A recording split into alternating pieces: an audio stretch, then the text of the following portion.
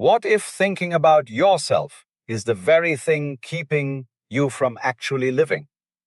It sounds almost impossible. After all, aren't we supposed to understand ourselves? Aren't we supposed to examine our feelings, discover our purpose, understand our past, improve our weaknesses, define our identity, and figure out who we really are? And yet, there is a strange possibility. Perhaps there comes a point when looking inward becomes another way of looking away from life. You think about who you are. Then you think about what you think. Then you judge the way you think. Then you wonder why you judge yourself. Then you analyze why you are analyzing, and suddenly you are standing outside your own life, watching yourself live it. You are at dinner, but part of your mind is asking whether you seem interesting enough. You are talking to someone you love, but another part of you is evaluating whether the relationship is going well. You achieve something wonderful, but instead of feeling it, you immediately ask what it means about you. You experience sadness, and instead of simply feeling sadness, you begin asking why you are sad, whether you should be sad, what your sadness says about your childhood, your personality, your future, and your identity. The mind can turn a single raindrop into an entire weather report. And perhaps this is one of the great ironies of being human. We become so interested in understanding life that we sometimes forget to experience it. Think about a person sitting beside an ocean. The waves are moving. The wind is touching their face. The horizon is enormous. But instead of looking at the ocean, they are reading a book about oceans. The book may be intelligent. It may explain tides, currents, depth, temperature, and marine life. But no amount of information about water can replace the feeling of water beneath your feet. And perhaps self-knowledge can become like that. Useful, certainly, but dangerous when it becomes a substitute for being alive. There is nothing wrong with reflection. The problem begins when reflection becomes endless. You keep searching for the perfect explanation of yourself, as though somewhere beneath your thoughts there is a final document containing the answer. This is who you are. This is why you behave this way. This is what happened to you. This is what you should become. But are you really a document, or are you more like a river? A river does not have one fixed identity. It is different from one moment to another. The water moves, the banks change, the weather changes, the river receives leaves, rain, sunlight, shadows, and stones. And yet we still call it the same river. Perhaps you are like that. You have memories, habits, preferences, fears, dreams, and stories. But none of them completely contain you. You are changing even while you are trying to define yourself. And this is where the ego becomes interesting. The ego wants a solid answer to the question, who am I? Because a fixed answer feels safe. I am successful. I am a failure. I am intelligent. I am damaged. I am spiritual, I am anxious, I am attractive, I am ordinary, I am important, I am not enough. Even a negative identity can feel strangely comforting because at least it is an identity. But life keeps refusing to stay inside our definitions. A person who once failed can later succeed. Someone who was confident can become uncertain. Someone who was lonely can fall deeply in love. Someone who was wealthy can lose everything. Someone who believed they knew themselves can suddenly discover a completely unexpected part of who they are. So perhaps the question is not, who am I? Perhaps the more interesting question is, what is happening right now? That question brings you back to the room, back to the person sitting across from you, back to the sound of your own breathing, back to the actual texture of life. Because life is always happening before the explanation arrives. A child sees rain and simply sees rain. An adult may see rain and immediately think about traffic, tomorrow's schedule, their clothes, their plans, their mood, and whether the weather reflects the kind of day they are having. The rain has not changed. The relationship with the rain has changed. And perhaps much of suffering comes from living one step removed from experience. Instead of feeling, we interpret. Instead of listening, we prepare our response. Instead of loving, we wonder whether we are being loved correctly. Instead of resting, we worry about whether we are wasting time. Instead of living, we monitor ourselves living. So, for a moment, let us stop monitoring. Imagine that you are somewhere quiet, perhaps sitting beneath an old tree beside a slow river. The afternoon is becoming evening. The light is soft. There is no audience here. Nobody is evaluating you.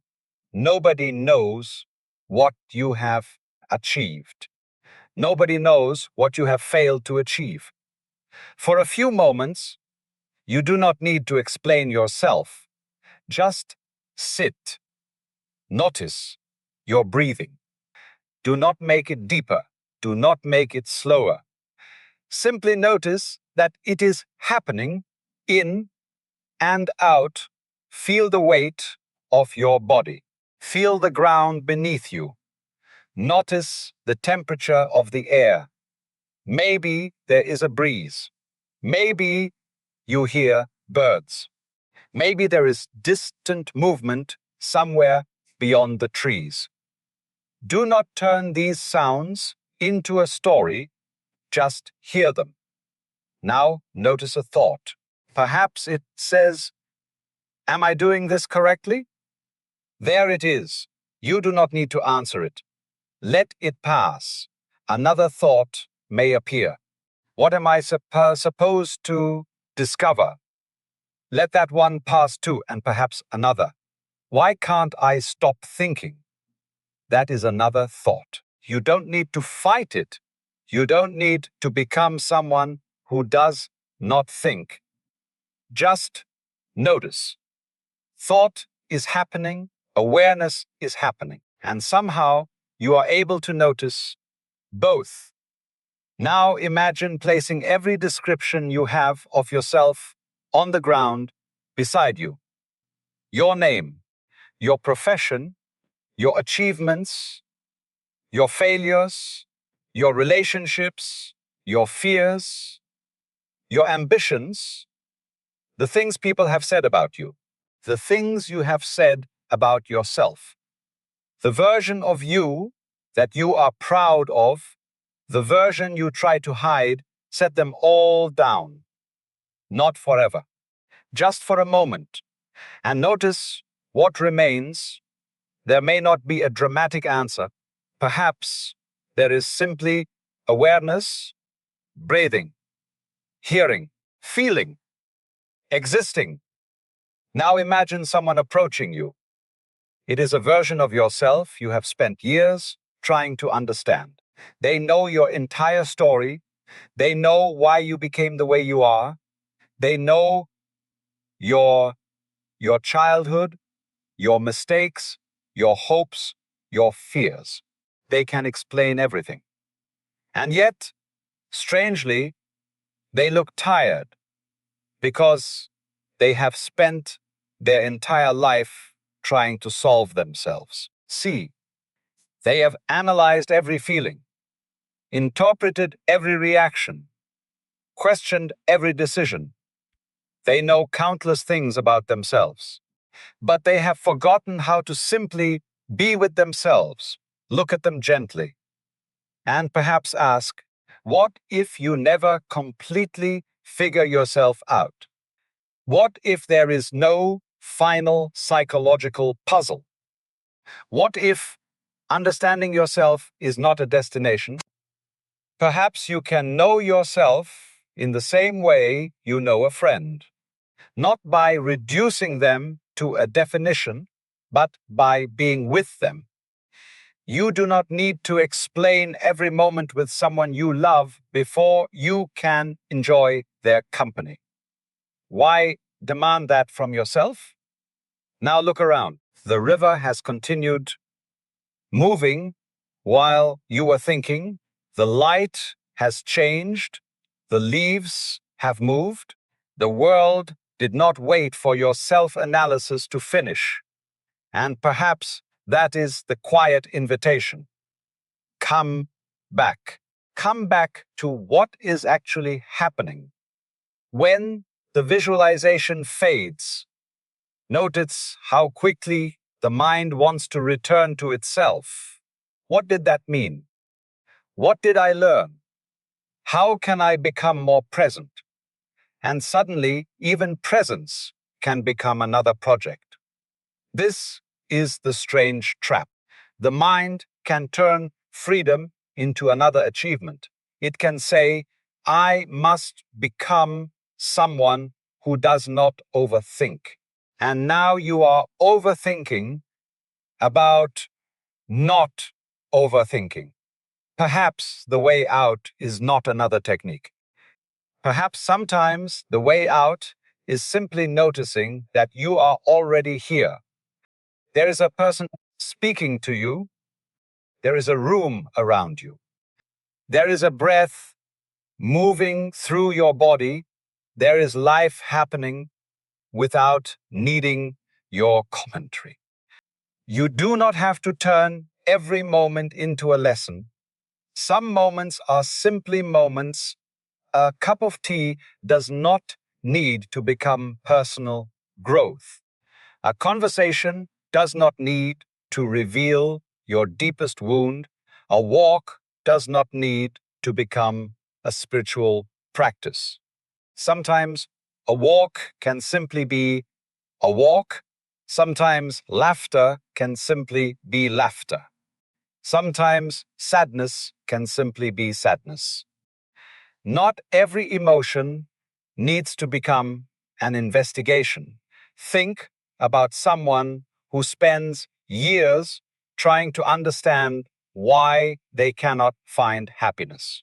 They read books, watch videos, study philosophy, analyze their childhood, study their personality, mate for purpose, and all the while, perhaps they are sitting beside someone who loves them, eating a warm meal, watching sunlight enter the room. They are looking for happiness, while happiness is quietly participating in their life. This does not mean self-reflection is useless. It means there must be a balance. A mirror is useful when you need to see your face. But imagine spending the entire day staring into the mirror. Eventually, you would stop seeing yourself and start seeing only the mirror. The same thing can happen with self-awareness. Awareness should return you to life.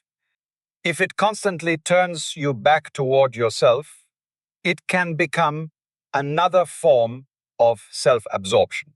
And perhaps that is why some of the deepest moments of life happen when you forget yourself, when you are completely absorbed in music, when you are laughing with someone, when you are walking through a forest, when you are caring for someone who needs you, when you are watching the sea, when you are doing something you love and suddenly realize an hour has passed.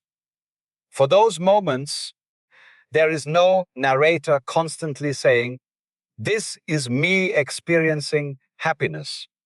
There is simply experience. And perhaps this is why music can feel so freeing. You do not listen to a song by constantly asking what each note says about your identity. You let the sound move through you. Life may be more like music than a biography.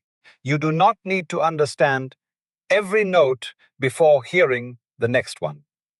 You do not need to know how the song ends before appreciating the melody.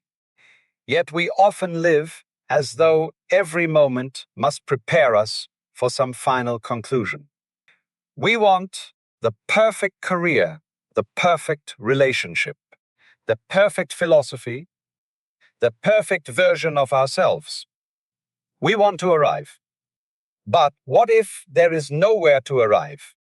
What if existence is not a staircase leading toward a final self? What if it is more like dancing? You do not dance in order to reach the end of the dance. The movement itself is the point. And perhaps life is asking for something similar. Not perfection, participation, not complete understanding, presence, not a final identity, awareness. This changes the way you think about success. You can still want money. You can still build a business. You can still become skilled. You can still pursue recognition. But you no longer need to turn achievement into a verdict on your worth. You can say, "I want this," without saying, "I must have this before I can be at peace." You can love someone without constantly analyzing the relationship. You can experience uncertainty without turning it into a personal failure. You can age without treating every change in your body as evidence that you are losing yourself. You can fail without immediately constructing an identity called failure. You can succeed without building a permanent identity called success. The ego wants to turn experiences into definitions. Awareness allows experiences to remain experiences. And perhaps that is one of the deepest forms of freedom, to let life move through you without constantly turning every wave into a biography. So now, very quietly, return to your breathing. Notice the next breath. You did not have to create it. You did not have to supervise it. Life is already moving through you. And perhaps this is the mystery we overlook. We spend years asking, "Who am I?" But the question itself appears within awareness. Before you can answer the question, you must already be here. Before you can define yourself, you must already exist. Before the story begins, there is simply this strange fact. You are, and maybe that is enough to pause over. You are here not as a finished person, not as a perfect person, not as the person you were yesterday, not as the person you hope to become tomorrow, just here, breathing, seeing, hearing, feeling, and perhaps the pressure to understand yourself completely can finally become a little lighter. You do not need to solve the mystery of yourself before you are allowed to live. A flower does not stop opening because it cannot explain why it grows. A river does not stop flowing because it has not discovered its identity. The sky does not need a biography, and perhaps you do not need one either. There will be time for reflection. There will be moments when you need to understand what happened. There will be wounds that deserve attention. There will be choices that require thought, but there can also be moments when you simply stop and listen and look and live without asking what it means, without asking what it says about you, without asking whether you are doing life correctly. Just life. A face across the table, rain against the window, a hand held in yours, the warmth of sunlight, the sound of your own laughter, the quiet between two thoughts. Perhaps the most beautiful thing is not discovering the final answer to the question of who you are. Perhaps it is discovering that you were never required to become an answer. You were meant to be alive. And when you stop standing outside yourself, analyzing the person you think you are, something very simple becomes visible. The world has been here all along. The breath has been here. The moment has been here. Life has been happening. And perhaps for the first time, you do not need to watch yourself living it. You can simply live.